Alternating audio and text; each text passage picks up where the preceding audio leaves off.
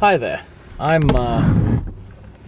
incredibly tired today, and I feel like I'm coming down with some sort of cold, so I just feel very run down, and honestly, I really want to complain. So today's vlog is literally just going to be me complaining about the new Marilyn Monroe movie for the whole time, and that's it. So, if you don't want to watch that, that's fine, I'll see you tomorrow, but if you do, stick around. Blond, the Marilyn Monroe movie, is just an incredibly long 3-hour version of just trauma porn.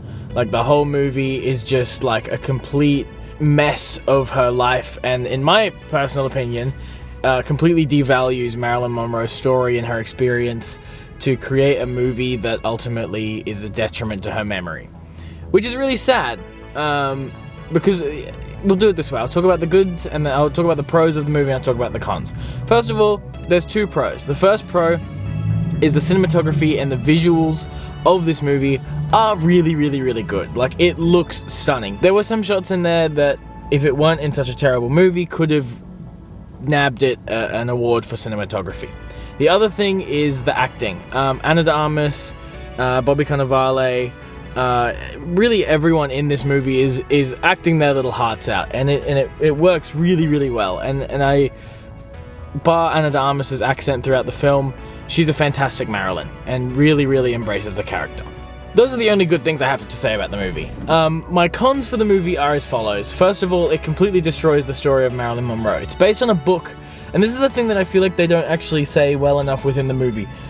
The movie is based on a book from 2000 by the same name, which also completely bastardized Marilyn Monroe's story. One of the most egregious examples of this is one that really gets to me. And in real life, Marilyn Monroe suffered a lot of miscarriages because of endometriosis, which is obviously very sad and ended up contributing to a lot of her, her spiral in mental health. In the movie, they recharacterize all of those for no reason as all of them being abortions. I think one of them was an intentional. I think one of them was actually a miscarriage in the movie, but the other two were both abortions in the movie, which there's absolutely no reason for that.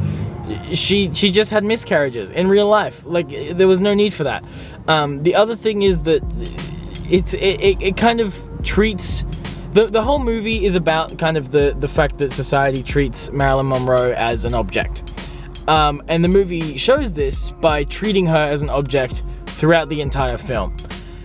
And it's very depressing. Like, it doesn't make any sense, because you're watching this movie and the movie itself is treating her as an object. At no point do you get to see the reality of Marilyn Monroe, which is that she was an incredibly strong and powerful young woman who took what she deserved.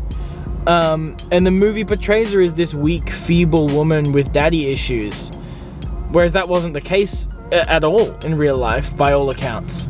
So I found that really, really depressing as a film. And my final con for the movie is its length. Like, this movie is 2 hours and 47 minutes long, which is absurd for any movie. Like, no movie should be more than 2.5 hours long, and no biopic should be more than 2 hours long, really.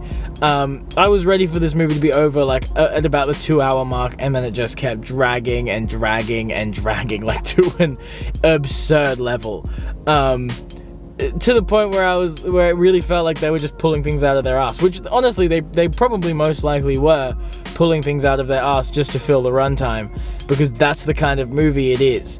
I think those are the worst things I can think of. But I do want to share one quote from the director of the film that really encapsulates the movie quite well on the whole.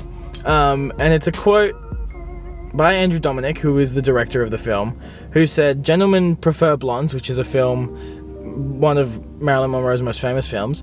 The quote is, "Gentlemen Prefer Blondes is a film about well-dressed whores." So, if that doesn't explain the way that this man who's directed this movie feels about Marilyn Monroe in the whole, I don't know what does.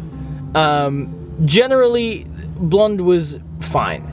No, it's problematic in many ways, in particular in its characterization of Marilyn Monroe, and I think it's very detrimental to Marilyn Monroe's legacy on the whole.